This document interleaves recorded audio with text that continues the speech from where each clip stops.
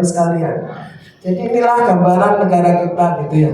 Jadi kalau kita ingin pembiayaan negara kita mandiri, ini kalau bisa sih bisa 100%, tapi sejauh ini pajak 72%. Jadi kalau ibarat tubuh ya ini air tubuh kita itu lebih dari 70% air. Kalau kurang airnya gimana Bapak Ibu? Dehidrasi ya, sama negara kita kayak gitu. Jadi nggak bisa membiayai program-program pemerintah. Nah, kemudian terkait pajak, siapa yang mengelola pajak? Nah ini kadang-kadang ada yang jumbo gitu ya, ada tumpang tindih, salah kadang salah persepsi. Bahwa pajak itu ada dua macam, ada pajak. Kalau dilihat dari pengelolanya, pajak itu ada pajak pusat dan pajak daerah. Saya sambil keliling nggak apa-apa ya, sambil lihat gitu ya Bapak Ibu sekalian gitu. Wajahnya cerah-cerah gitu ya dari mana-mana gitu ya Bapak Ibu. Habis sarapan, betul, sarapan di hotel kan bisa bebas ya.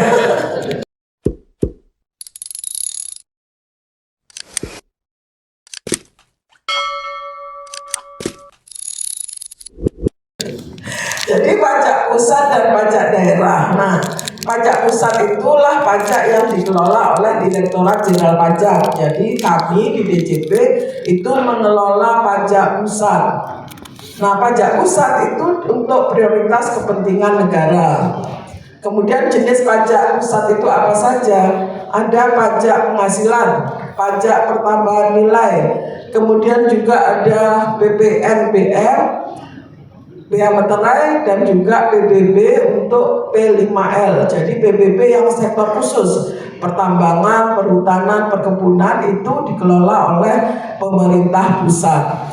Tetapi Bapak Ibu yang dikelola oleh Pemda ini ada PBB, itu PBB untuk pedesaan ya, PBB pedesaan dan perkotaan. Jadi kalau rumah dan tanah Bapak Ibu sekalian, PBB itu sekarang dikelola oleh pemerintah daerah, kabupaten atau kota.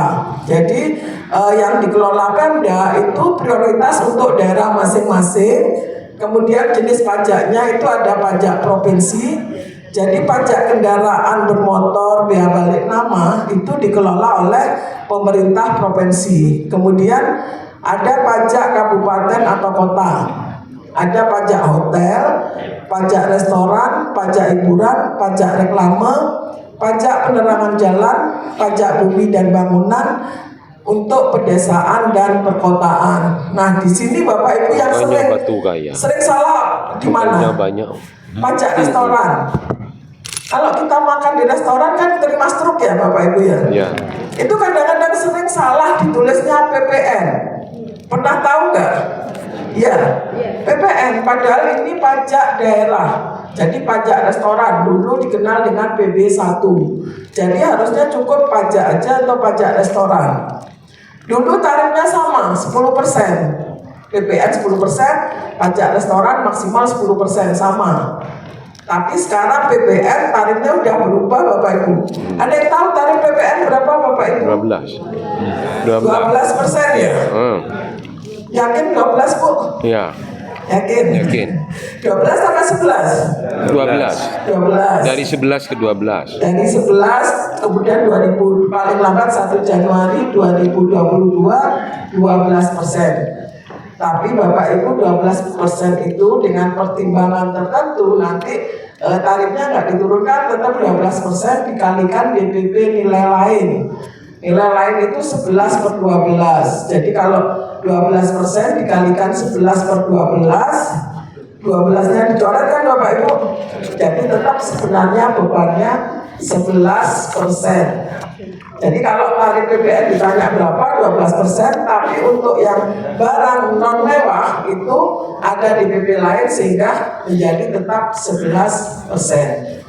Itu nih Bapak Ibu, nanti ada penjelasan lebih lanjut. Jadi inilah, jadi kalau di restoran sering salah. Dan berdasarkan Undang-Undang PDRT, pajak yang dikelola oleh pusat atau satu objek pajak itu nggak akan dikenakan dua. Jadi kalau pajak restoran ya sudah pajak masuk pajak daerah nggak akan dikenakan lagi PPN gitu ya. Jadi nggak double pajak. Kemudian Bapak Ibu, kalau kita bayar pajak 1 juta rupiah, ini contohnya ya, kemana sih uang pajak itu gitu ya. Jadi kalau kita bayar 1 juta pajak, itu yang atas inilah yang ditransfer ke daerah. Jadi yang membelanjakan daerah 243.000 lebih itu ditransfer ke daerah, dibagikan ke pemerintah daerah. Kemudian 234.000 untuk pelayanan umum. Terus untuk ekonomi 206.000, ada pertahanan 45.000, perlindungan sosial 75.000, ketertiban dan keamanan 58.000 dan seterusnya. Jadi 1 juta itu di-split ke sini, Bapak Ibu sekalian. Termasuk di sekolah itu ada PIP ya, program Indonesia Pintar, itu juga dibiayai dari sini. Kemudian ada KIP kuliah, KIP lanjutan untuk PIP. Kemudian ada subsidi pemerintah, semuanya di sini. Jadi kalau contohnya bahan bakar itu ada, kalau Pertamax sekarang non subsidi, makanya harganya bisa naik turun sesuai dengan kondisi pasar. Kalau yang Pertalite masih disubsidi. Kemudian ada juga tabung gas ya. Siapa yang masih pakai gas melon, Bapak Ibu sekalian? Semuanya. Ya. Semuanya Bu. Contoh real ya di masyarakat kita. Gas melon itu harganya 3 kilo itu 20.000, sekitar 20 ya, nggak sampai 20 kayaknya. Ada yang 19, ada yang 20 gitu. Saya tidak. Tapi kalau coba kita pakai brand gas yang 5 kilo, itu harganya di atas 100. Iya. Artinya apa? Berarti per kilo itu 20.000 kan? Hampir 20.000. Tapi gas melon dijual 20.000 untuk 3 kilo. Berarti subsidi pemerintahnya berapa? 2 kilo. 40.000. Nah itulah, makanya kadang-kadang ada yang bilang subsidi nggak tepat sasaran karena yang pakai orang-orang kaya gitu. Makanya di gas melon ditulis untuk masyarakat miskin gitu ya. Jadi inilah ya, kenapa sih subsidi pemerintah tinggi? Karena ternyata itu nggak dipakai hanya untuk masyarakat miskin gitu. Jadi mulai sekarang mungkin mulai dipikir lagi gitu Bapak Ibu ya. sayang karena ngomong sayang berarti kan harus rela bayar pajak ya. Jadi Bapak Ibu di sini juga nanti terkait dana yang masuk, kalau memang ada pajaknya, monggo dipilih yang bayar pajak gitu. Karena nanti akan dikeluarkan lagi, digelontorkan lagi untuk masyarakat. Ini ya Bapak Ibu sekalian. Ini sekedar refresh saja ya, menambah kenapa sih harus pungut pajak gitu. Kalau nggak mau pungut pajak, nanti buat dana yang dibagi-bagi juga nggak ada gitu. Ya, lepas kalaupun ada oknum yang misalnya di pihak lain dikorupsi atau apa, itu pihak lain, di oknum Bapak Ibu sekalian. Sebenarnya masyarakat bisa bayar pajaknya, awasi penggunaannya. Makanya kemudian ada wacana-wacana nanti badan penerimaan dipisah, yang belanja dipisah misalnya seperti itu. Nah itu wacana-wacana dari pemerintah. Nah sekarang kita masuk ke materi Bapak Ibu sekalian. Nah wajib pajak itu ada 4 macam ya. Ada orang pribadi, ada warisan belum terbagi, badan usaha, dan instansi pemerintah. Nah Bapak Ibu di sini ada yang PNS banyak ya? Ya. PNS sudah punya NPWP? Sudah. Ya. Sekarang NPWP jadi pakai apa Pak? NIK sudah dipadankan semua tentunya ya. Sudah lapor SPT tahunan? Sudah. Sudah. Alhamdulillah. Terima kasih gitu ya. Jadi ini, nah tapi kalau kita bicara tentang SMP, berarti ada bukan perorangan ya Bapak Ibu sekalian. Nah disinilah, jadi kalau untuk SMP itu masuk ke, kalau yang swasta masuk ke badan usaha yang swasta ya. Kalau yang negeri SMP itu nanti masuk ke instansi pemerintah. Nih ya. Jadi nanti di materi berikutnya itu akan kita bahas bedanya pasti kalau yang instansi pemerintah nanti seperti apa, yang swasta seperti apa gitu. Jadi kalau untuk instansi pemerintah ada kewajiban yang lain sebagai pemungut PPh pasal 22 dan PPN. Nah, pengertian wajib pajak sendiri ini badan. Nah, untuk yang badan itu sekumpulan orang atau modal yang merupakan satu kesatuan, baik itu punya usaha ataupun tidak. Nah, itu berupa bisa bentuknya koperasi, firma, perkumpulan, yayasan, organisasi sosial dan sebagainya. Ini masuk ke badan. Jadi ada PT, ada firma, ada persero dan sebagainya, termasuk koperasi, yayasan dan sebagainya, ini masuk ke badan usaha. Kemudian kalau instansi pemerintah ini adalah instansi pemerintah pusat, pemerintah daerah maupun pemerintah desa yang melaksanakan kegiatan pemerintahan serta memiliki kewenangan dan tanggung jawab dalam penggunaan anggaran. Jadi penekanannya di sini, kewenangan dan tanggung jawab penggunaan anggaran. Selanjutnya apa sih? Ini semua sudah terdaftar kan Bapak Ibu sekalian, SMP baik swasta maupun negeri sudah terdaftar. Maka kewajibannya apa? Di pajak sistem kita itu sistemnya self assessment sebenarnya gitu ya. Self assessment itu adalah melakukan kegiatan terkait perpajakan secara mandiri, dilaksanakan sendiri. Nah, ini ada terbagi dalam daftar, hitung, bayar, lapor. Gampang diingat ya, DHBL. Kalau di basket kita kenal apa Bapak? DBL. Nah, ini ditambahin H. Jadi daftar, hitung, bayar, dan lapor. Nah, selanjutnya ada juga pemungut pajak. Jadi meskipun kita self assessment, tapi di pajak ada juga withholding system. Ada sistem pemotongan dan pemungutan pajak. Nah, apa saja gitu ya? Pemotongan pajak atas penghasilan sehubungan dengan pekerjaan. Ini kita kenal dengan PPh 21. Jadi siapa yang memotong? Pemberi kerja, bendahara pemerintah, dana pensiun, badan dan penyelenggara kegiatan. Ini nanti objeknya namanya PPh 21. Jadi pemberi kerja, bendahara pemerintah sini ya. Pemberi kerja termasuk swasta tadi ya, SMP swasta kalau dia jadi pemberi kerja, kemudian bendahara pemerintah untuk instansi pemerintah, dana pensiun, badan usaha dan penyelenggara kegiatan itu yang wajib memotong PPh 21 atas penghasilan sehubungan dengan pekerjaan, jasa atau kegiatan dalam nama dan bentuk apapun.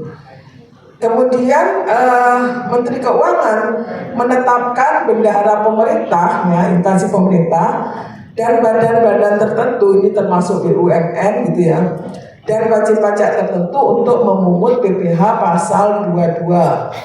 Jadi untuk instansi pemerintah ada ditetapkan oleh Menteri Keuangan sebagai pemungut pasal 22.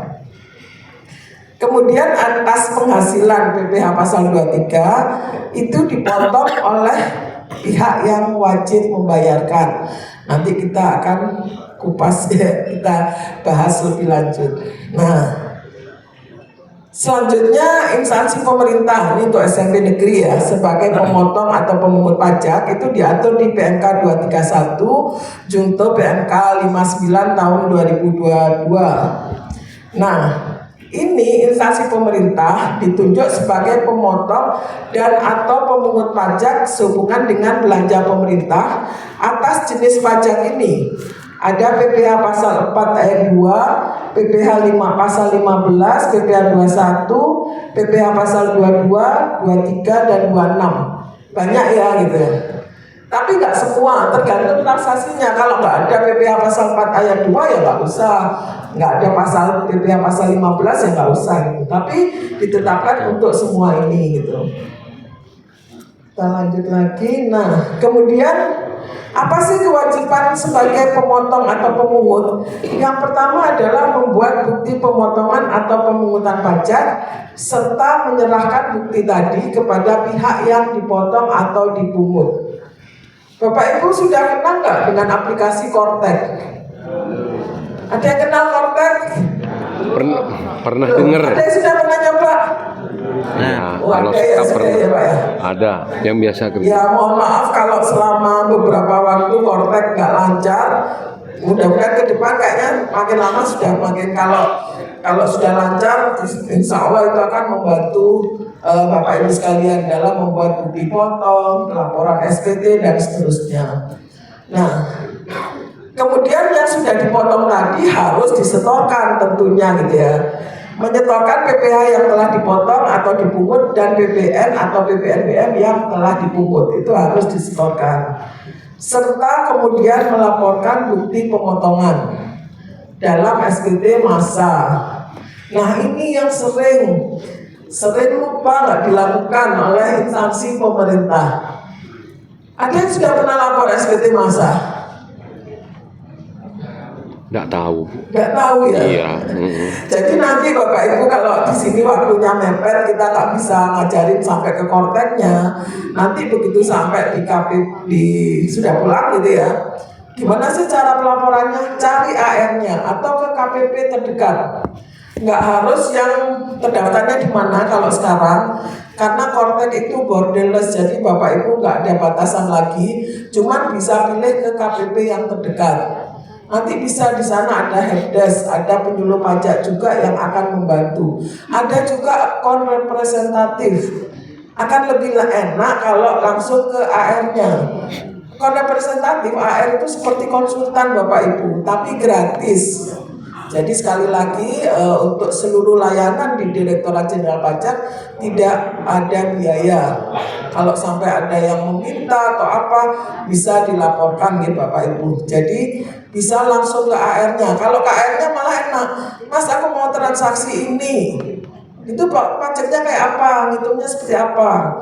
Saya mau bayar ini, ragu-ragu nih, kena pajak apa enggak? Nah itu langsung bisa ke AR-nya. Karena kalau di forum ini kan terbatas Bapak Ibu ya, jadi kita sampaikan secara umum gitu. Ada yang sudah kenal sama AR? AR-nya gitu ya. Jadi nanti per wilayah AR itu akan tahu. Jadi Bapak Ibu SMP A misalnya, SMP 1 Malang gitu.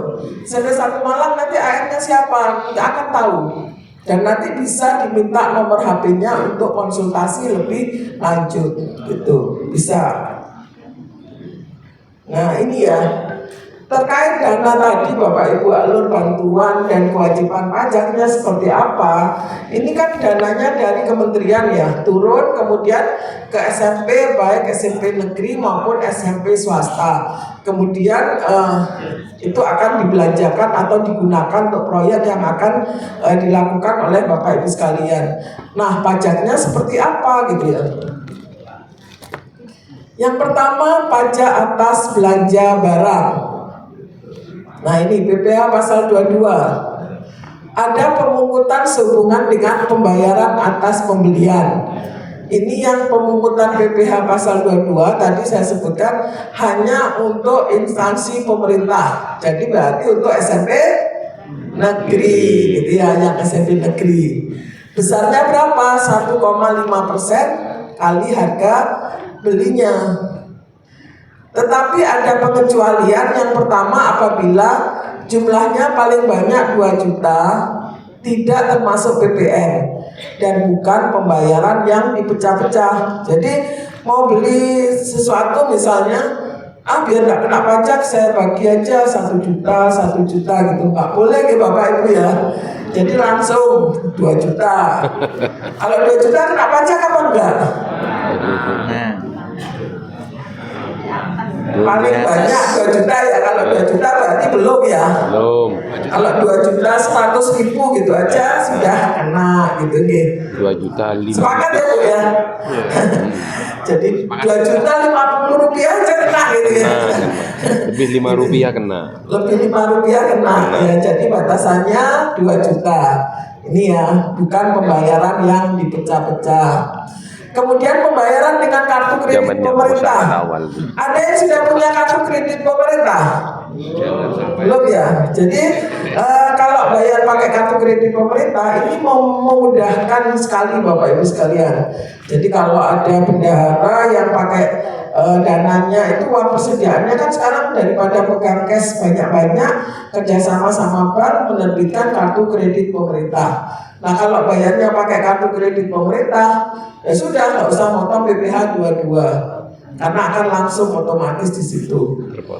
Kemudian untuk pembelian ini BBM bahan bakar, jadi kalau BBM terus BBG gas ya, pelumas, benda pos serta untuk pemakaian air dan listrik itu tidak dikenakan PPh, tidak dipungut PPh 22. Kemudian untuk pembelian barang dengan dana BOS, BOP PAUD atau BOP lainnya, ini juga tidak perlu memotong PPh 22. Selanjutnya untuk pembelian gabah dan atau beras, pembelian kepada rekanan yang menyerahkan surat keterangan. Jadi ini ada rekanan yang bebas pajak itu, jadi ada surat keterangannya, itu nggak perlu dipungut.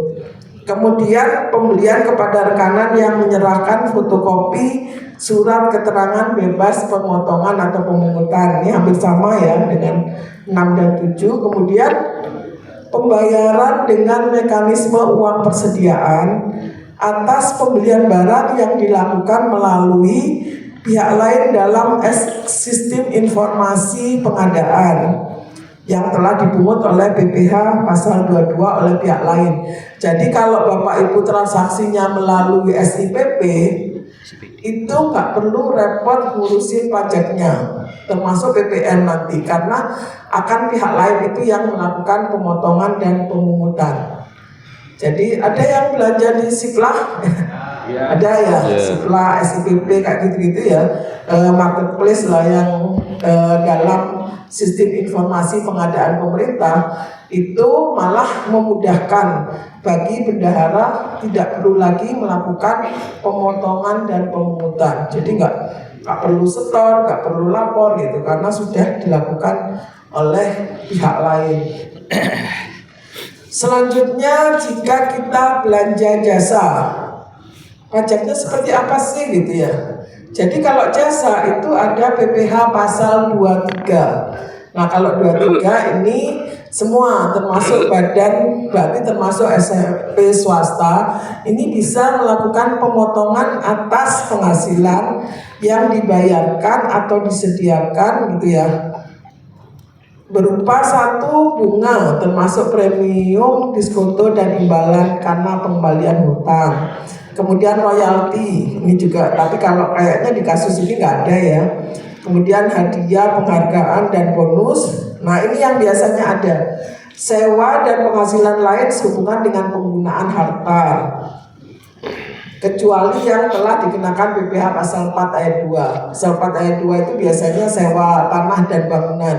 Jadi ini misalnya dalam proses pengerjaan ada sewa, misalnya molen gitu ya, sewa molen gitu, masuk di sini PPh pasal 23. Kemudian imbalan atas jasa teknik, baik itu jasa teknik, jasa manajemen, jasa konstruksi, jasa konsultan, dan jasa terkait itu semua yang kecuali yang sudah dipotong PPh 21. Jadi kalau di luar belum dipotong PPh 21, ini ranahnya di pasal 23. Jadi kalau ragu-ragu Bapak Ibu nanti supaya tak salah bisa konsultasi, bisa WA ke nomor HP masing-masing atau di media sosial masing-masing, atau segera begitu sampai di kantor lagi cari AR itu siapa sih gitu. Jadi nanya ke KPP-nya AR-nya siapa, minta nomor AR-nya, ada sesuatu yang mau dibelanjakan ragu-ragu ini kena pajak atau enggak, bisa langsung nanya ke AR-nya. Itu ya. Tarif PPh pasal 23 berapa? Ada yang 15% untuk dividen, bunga dan royalti. Kalau bunga biasanya di bank langsung dipotong ya, jadi bunga sekian terus langsung dipotong pajaknya. Kemudian hadiah, penghargaan dan sejenisnya itu 15% kali jumlah bruto. Ini kalau kegiatannya misalnya ada lomba macam-macam, ada hadiah, nah ini 15% kali jumlah bruto. Kemudian sewa dan penghasilan lain kecuali sewa tanah dan atau bangunan itu 2%. Jadi kalau sewa molen tadi misalnya langsung kena 2% kali jumlah bruto. Nah ini ya, jadi tarif PPh pasal 23 jasa teknik dan seterusnya itu 2% kali jumlah bruto. Nah PPh pasal 23 dan pengecualiannya juga seperti PPh 22 tadi. Jadi tidak terhutang atau tidak perlu dilakukan pemotongan, bukan tidak terhutang ya, tidak perlu dilakukan pemotongan oleh SMP negeri, SMP swasta dan sebagainya apabila satu dibayarkan atau terhutang kepada bank.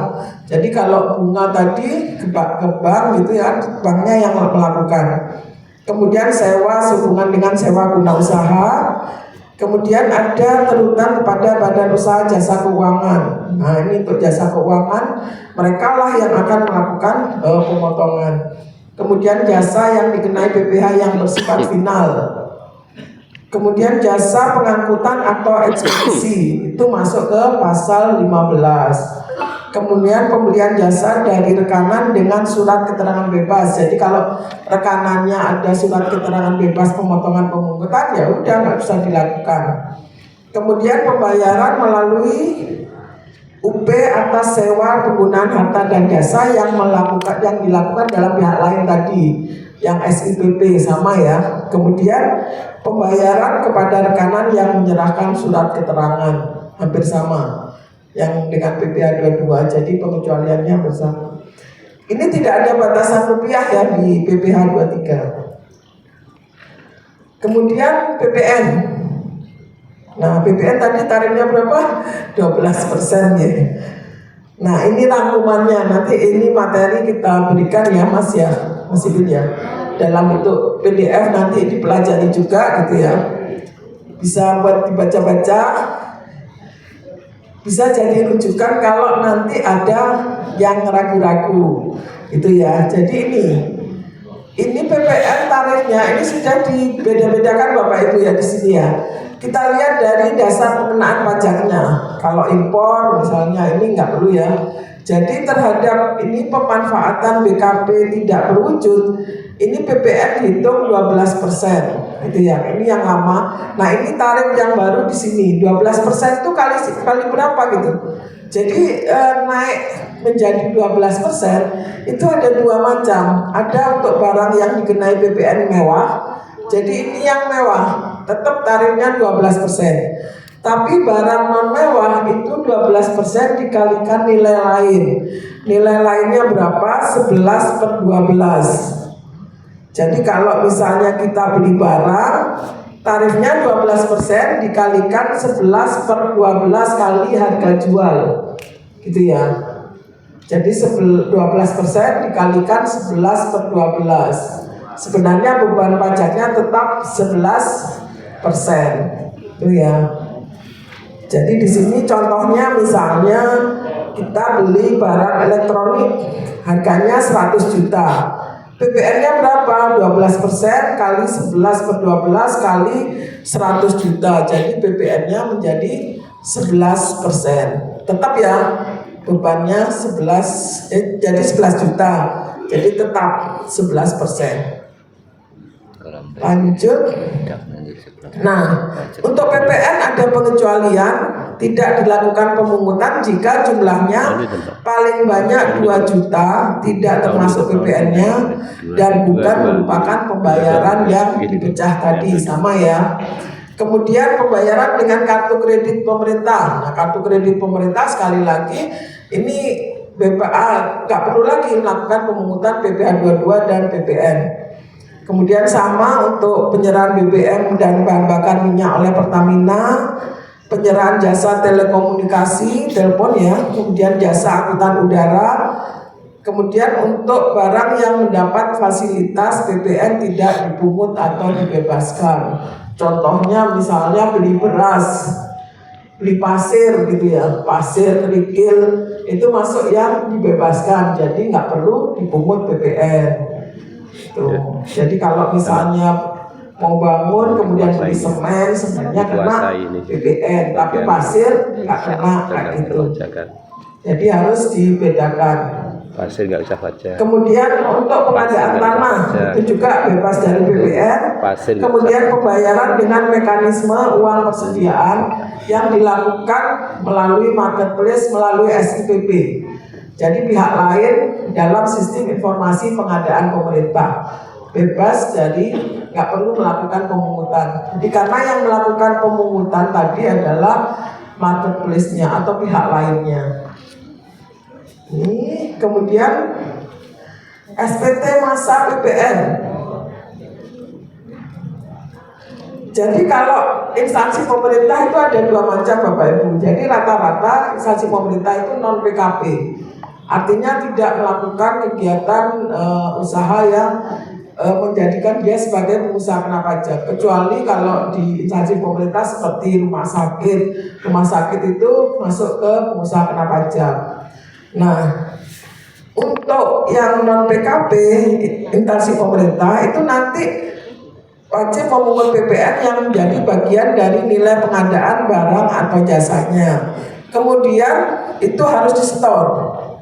Menyetor PPN ke kas negara menggunakan SSP dengan kode akun 411211 dan kode jenis setoran 108. Jadi misalnya belanjanya ke non PKP Bapak Ibu sekalian ya. Kan non PKP itu nggak menerbitkan faktur pajak. Ya. Kalau dengan rekanan yang PKP clear, dia akan menerbitkan faktur pajak dengan kode 02. Jadi Bapak Ibu langsung pungut PPN-nya, nanti disetorkan. Nah kalau non PKP, karena ini dana dari APBN, nanti lakukan aja, tetap dianggarkan untuk PPN-nya. Kemudian PPN-nya disetor dengan 411211 108. Jadi pakai ini ya. Ini namanya tanggung renteng sebenarnya. Jadi ya ini sudah ada pajaknya, sudah saya anggarkan untuk belanja barang, saya anggarkan dengan pajaknya, nanti pajaknya disetor di sini di 411211. Jenis setorannya 108. Ya. Nah, SSP yang dibayarkan di sini nanti itu diperlakukan sama dengan faktur pajak. Jadi dianggap sebagai dokumen tertentu yang dipersamakan dengan faktur pajak. Jadi clear ya Bapak Ibu. Kemarin sempat rame kalau ini lawan, kalau bisa cari rekanan yang PKP itu satu. Kedua, kalau misalnya rekanannya non PKP, tetap anggarkan PPN-nya, kemudian disetor pakai kode 411211 108, itu ya. Dan ini nanti dianggap sebagai faktur pajak. Kemudian cara pelaporannya instansi pemerintah ini khusus ya Bapak Ibu ya, yang untuk SMP negeri. Instansi pemerintah wajib melaporkan PPN dengan ketentuan IPPKP melaporkan penyetoran PPN dalam SPT masa PPN bagi PKP. Sedangkan kalau IP non PKP itu dianggap telah dianggap melaporkan PPN sepanjang telah melakukan penyetoran. Jadi kalau yang 411211 108 tadi sudah dibayar, itu dianggap sudah melaporkan juga. Nggak ada kewajiban untuk melaporkan SPT masa PPN. Jadi ya Bapak Ibu sekalian, nggak wajib melaporkan SPT masa PPN. Kemudian ini atas gaji, honor dan sejenisnya. Jadi kalau dana tadi dipakai untuk pembayaran gaji, honor, itu seperti apa pajaknya? Gini ya. Jadi Bapak Ibu tarif PPh itu adalah 5%, 15%, 25%, 30% dan 35%. Ini bracketnya, jadi batasannya ini. Bapak Ibu pengen bayar pajaknya besar atau kecil? Besar. Besar, penghasilan besar. Harusnya pengen besar karena gajinya besar. Kalau pajaknya, kalau bayar pajaknya besar, gajinya besar, sisanya itu masih banyak Bapak Ibu. pengennya dapat 35% ya, nggak apa-apa ya Bu ya. Punya gaji di atas 5M, dibayarkan untuk pajak 35M, sisanya itu masih banyak. Contohnya gajinya 10M, bayar pajaknya berapa?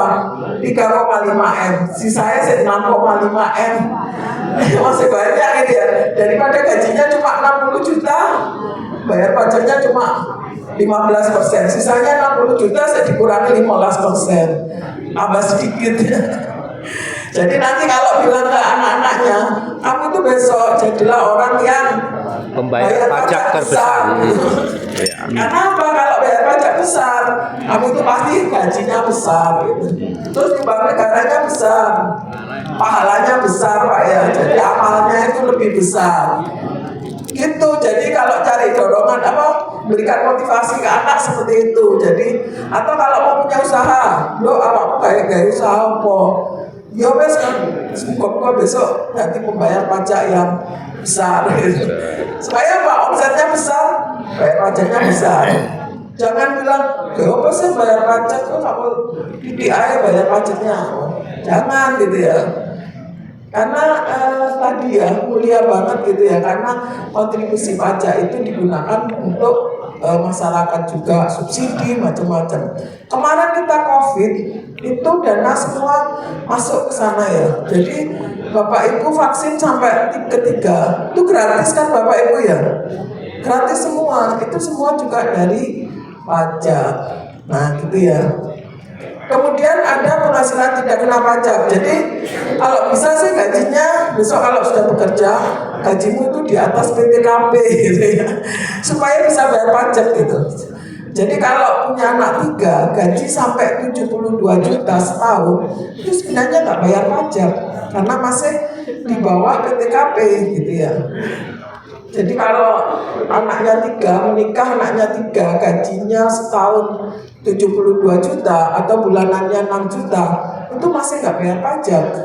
Sama, kalau UMKM punya usaha sampai 500 juta, itu nggak kena pajak. Makanya kadang-kadang kalau orang salah ngomong, aku usaha cilik ini harus bayar pajak. Tidak Bapak Ibu sekalian, UMKM itu sampai 500 juta orang pribadi itu belum kena pajak. Jadi kalau sebulan omsetnya 100 juta nggak kena pajak, 100 juta lagi nggak kena pajak. Baru kemudian bulan Mei sudah 500 juta, Juni baru bayar pajak 100 juta. Itu pun tarifnya hanya 0,5%. Besar apa kecil Bapak Ibu? Iya, karena kalau 0,5% itu ibaratnya kalau botol minuman, jual minuman ini Bapak Ibu, 200 botol itu pajaknya cuma 1. Itu untuk UMKM seperti itu. Kadang-kadang masyarakat ngomong, kamu usaha kena pajak kok kena pajak. Tidak Bapak Ibu sekalian. Jadi itu ya. Jadi 500 juta bracketnya sama. Kalau untuk karyawan atau pekerja itu kalau 6 juta per bulan pasti nggak kena pajak kalau dia statusnya kawin anak 3 gitu ya. Kalau statusnya tidak kawin 4,5 juta. Jadi kalau baru kerja belum nikah terus dapat penghasilan 4 juta sebulan itu juga masih bebas pajak. Jadi kalau besok anaknya kalau mau kerja yang gajinya gede dan pajaknya juga besar gitu. Apa-apa itu mulia sekali Bapak Ibu sekalian. Setuju nggih? Setuju nggih? Setuju. Ini sedikit biar nggak ngantuk Bapak Ibu. Nah, kemudian di PPh 21 itu ada namanya tarif efektif rata-rata. Jadi kalau punya tukang gitu ya, mau dibayar harian Bapak Ibu, kalau tukang itu gajinya, honornya di bawah 450.000, itu tarifnya masih 0 ya. Jadi ini kalau tukang dibayar harian itu tarifnya masih 0. Nanti kalau misalnya dananya mau dibuat bangun apa, kemudian bayar tukang, kalau per hari di bawah 450. Kalau di kita kayaknya masih di bawah 450 ya. Tukang di bawah berapa Pak tukang sehari? 125. 150. 125. Oh 125. Jadi masih 0.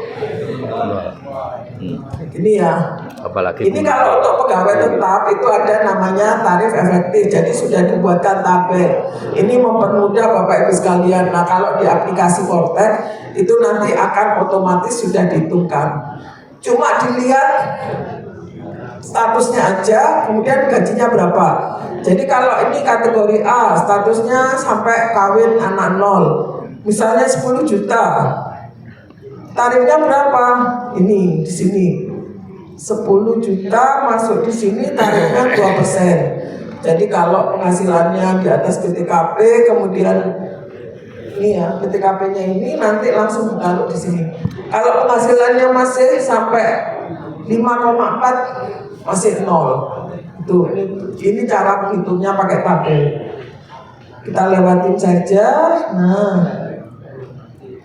ini ya. Jadi kalau ini honor, ini sering salah kalau kita bicara ini honor untuk PNS ya. Nah, ini masih tetap kita tidak pakai TER, masih tetap pakai PP 80 tahun 2010. Jadi ini untuk yang menjadi beban dari APBN atau APBD untuk penerimanya jika penerimanya PNS.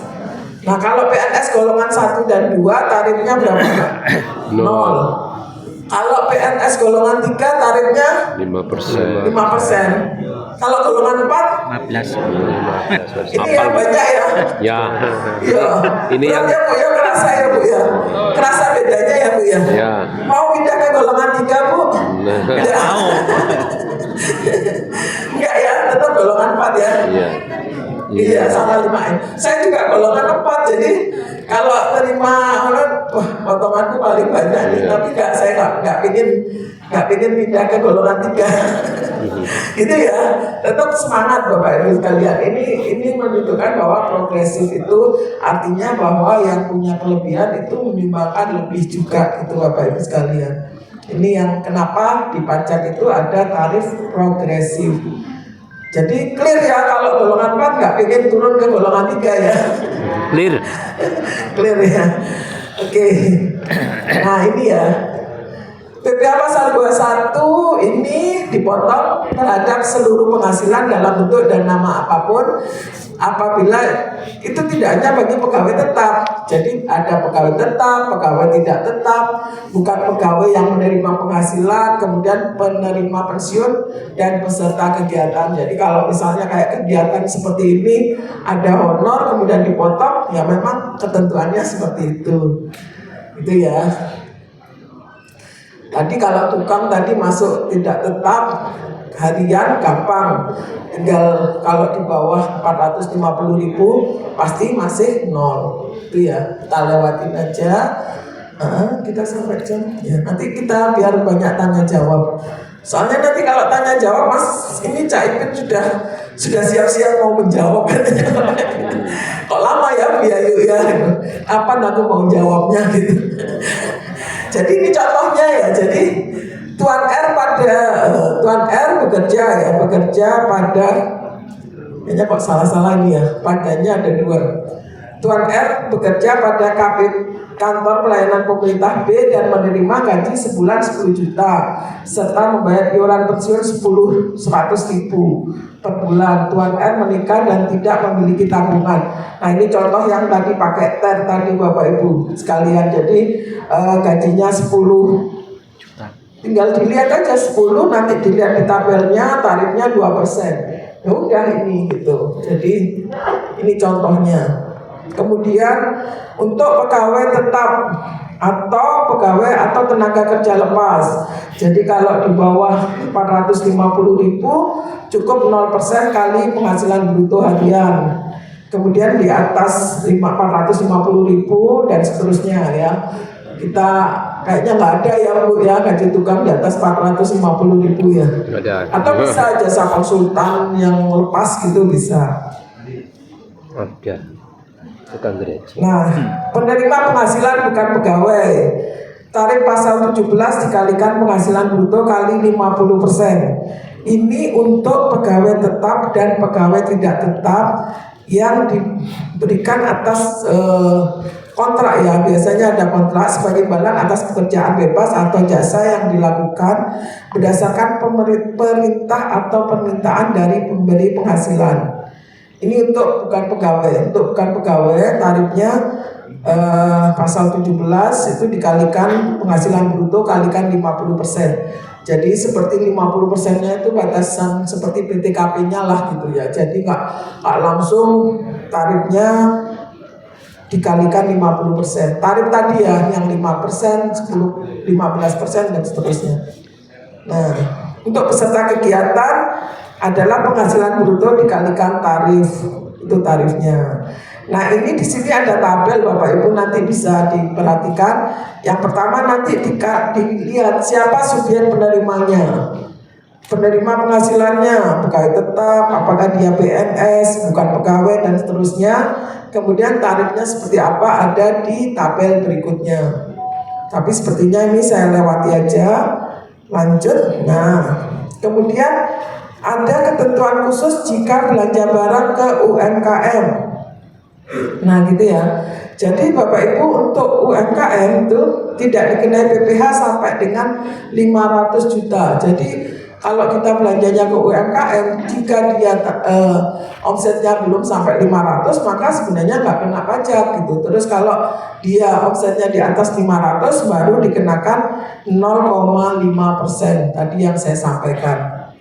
Lanjut. Nah ini contoh surat keterangan. Jadi kadang-kadang UMKM-nya, Bu saya nggak mau dipotong PPh karena saya masuk UMKM. Ini keterangannya, atau saya dipotong hanya 0,5%. Sini ada surat keterangannya. Kemudian ada surat pernyataan. Ini apabila omsetnya di bawah 500 juta. Aku nggak mau kena pajak karena aku masih di bawah 500 juta misalnya. Kayak gitu. Kemudian pengadaan melalui marketplace. Tadi ya Bapak Ibu ya, yang ini untuk instansi pemerintah yang melalui sistem informasi pengadaan pemerintah melalui SIPP. Itu clear, nanti nggak perlu gitu ya, nggak perlu lagi kan, nggak perlu memotong PPh dan PPN. Dananya dari mana? Dari UP, jadi dari uang persediaan. Jadi belanja dengan mekanisme UP melalui SIPP itu khusus, jadi nggak perlu lagi melakukan pemungutan atau pemotongan. Selanjutnya ini kita lewati saja ya. Nah ini ya, ini melalui SPP, PPN dan PPh pasal 22 dipungut oleh pihak lain. Jadi clear ya, kalau melalui SPP nggak perlu memotong dan memotong PPh 2, memungut PPh 22 maupun PPN, memotong PPN. Itu ya. Ini lanjut. Nah ini gambaran terkait marketplace. Jadi nanti yang memotong adalah marketplace-nya. Jadi SIPP-nya lah yang memotong, bukan instansi pemerintahnya. Kita lanjut aja. Nah PPh final. Ini untuk jika ada sewa dan jual beli tanah dan bangunan, itu PPh pasal 4 ayat 2. Ada Bapak Ibu yang mau sewa? Nggak ada ya, dari program ini kayaknya nggak ada ya dananya. Kita lewati aja. Kemudian ini jika ada jasa konstruksi. Jasa konstruksi ini diatur di PP 51. Tarifnya beda-beda Bapak Ibu. Jadi dilihat kontrak dia tuh sudah ada sertifikasinya atau seperti apa gitu. Jenisnya apa saja. Ini masing-masing tarifnya berbeda. Ya, untuk pekerjaan konstruksi. Itu nanti dilihat beda-beda. Kemudian PPh atas jasa konstruksi tadi ini bersifat final. Lanjut ya. Ini ya. Jadi sertifikat yang sertifikasi lah namanya untuk pelaksana dari jasa konstruksi ini nanti bisa dicek di sini Bapak Ibu. Jadi bisa dilihat, kita lewati. Terus ini ya kewajiban. Selanjutnya PPh pasal 15 ini kayaknya juga nggak ada, kita lewati. Kemudian PPh pasal 26 PP luar negeri kita lewati juga. Nah ini ya luar negeri. Nah ini yang lebih masuk ke materi ya, kita coba beri gambaran sedikit karena mungkin ada juga masukannya. Nah jadi ini rangkumannya seperti ini. Jadi Bapak Ibu sekalian ini sudah dibedakan ya antara ini yang swasta, ini yang negeri. Apa saja gitu ya. Jadi ada pasal 4 ayat 2. Ini kalau ada sewa tanah bangunan tadi, Belum. pasal 15 tadi kalau nggak ada lewatin aja, nggak usah. Kemudian PPh 21 itu wajib potong untuk semuanya, baik negeri maupun swasta. Kemudian untuk PPh 22 ini hanya untuk instansi pemerintah. Jadi hanya untuk SMP negeri. Jadi yang merah ini nggak wajib gitu ya untuk SMP swasta. Kalau yang negeri ini wajib semua. Tapi transaksi ini biasanya nggak ada yang 15, 4 ayat 2, 26 ini biasanya juga nggak ada yang luar negeri. Jadi lewati saja. Kemudian untuk PPN ini juga kalau yang instansi kalau swasta nggak usah. Tapi usahakan kalau belanja tetap ke yang PKP. Jadi minta faktur pajaknya. Supaya apa Bapak Ibu? Supaya uang pajak kembali gitu ya. Karena kalau kan non PKP hanya nggak dipotong PPN. Yang jual itu nggak bayar PPN gitu artinya. Jadi kalau bisa cari rekanan yang PKP supaya uang pajaknya balik. Gitu. Balik nanti dibagikan lagi gitu ya. Setuju ya Bapak Ibu? Setuju. Nah ini ya. Ini contoh. Misalnya ada honor terkait itu gitu ya. SMP Indonesia Maju membayarkan honor P2SP kepada Bapak Dodi sebesar 3 juta. Bapak Dodi merupakan orang tua murid di SMP Indonesia Maju. Artinya Bapak Dodi bukan PNS ya. Di sini contohnya. Atas bayaran honor tersebut dipotong PPh pasal 21 sebagai peserta kegiatan dari P2SP dengan tarif 5% dikalikan 3 juta. Jadi langsung dipotong 150.000. Contoh yang kedua, SMP Negeri 1. Nah ini yang negeri membayarkan honor P2SP kepada Bapak Adi sebesar 3 juta. Bapak Adi merupakan bendahara berstatus PNS golongan 3 di SMP tersebut. Golongan 3 berarti kena pajak 5% dikalikan 3 juta 150.000. Itu ya. Ini contoh-contoh lain mungkin kita lewati aja. PPh dan PPN atas pembelian barang. Nah ini SMP Negeri 212 membeli 10 komputer dengan total belanja 120 juta.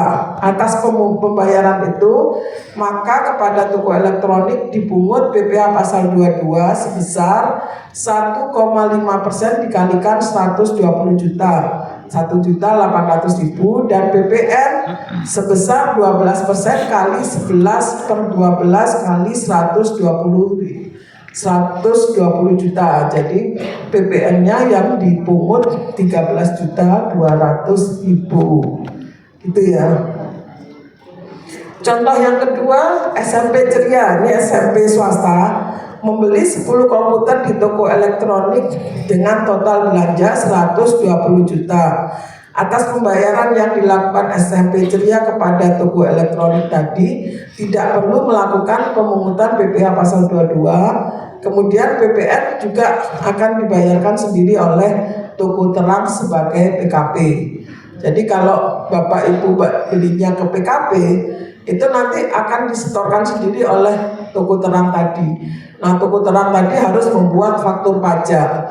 Nah, kalau sudah ada faktur pajak, pasti PPN-nya harus disetor, gitu ya, harus dilaporkan ke negara, gitu Bapak Ibu. Jadi kalau bisa belanjanya ke PKP, gitu. Ini lanjut aja, kayaknya nanti bisa dibaca-baca Bapak Ibu ya. Jadi selanjutnya ini ada nomor yang bisa dihubungi ya, ada WA Telegram. Kecil-kecil ya tulisannya, nanti dilihat di situ ya. Jadi ini ada KPP kalau di Jawa Timur itu masuk KPP Jawa Timur 1 itu Surabaya aja. Ada Surabaya, Sukomanunggal, Kembangan, Gubeng, Tegalsari, Wonocolo, Genteng, Pabean Percantikan dan seterusnya. Nah kalau di Jatim 3 nanti ada KPP Malang Selatan, Malang Utara, kemudian ada KPP Batu, Singosari dan seterusnya. Itu Bapak Ibu. Jadi nanti bisa dicari Bapak Ibu nomornya. Jadi ke KPP terdekat cari untuk paling enggak AN-nya siapa sih? Kalau tahu AN-nya enak bisa konsultasi. Jadi ragu-ragu, ini kena pajak apa enggak? Ini harus lapor apa enggak? Kayak gitu-gitu bisa langsung ke AR-nya. Demikian Bapak Ibu sekalian dari saya, Pajak Kuat APBN Sehat. Terima kasih. Wassalamualaikum warahmatullahi wabarakatuh.